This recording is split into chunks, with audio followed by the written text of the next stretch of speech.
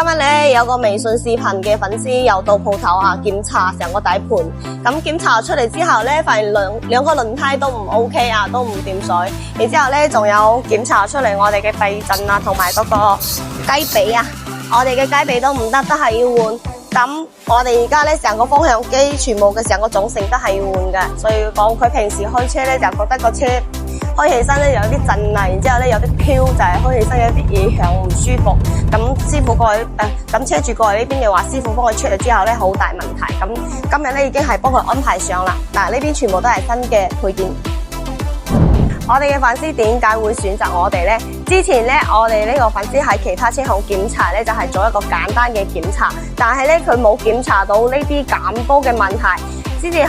睇咗我嘅視頻過嚟之後呢，我哋嘅師傅幫佢 check 咗成個底盤之後，發現哇，其實佢台車其實真係好多問題嘅存在喎，所以呢，就幫佢做咗一個方案，咁俾到方案俾車主，話車主非常之信任我哋，將台車擺喺度，佢講俾我哋1個星期搞掂佢。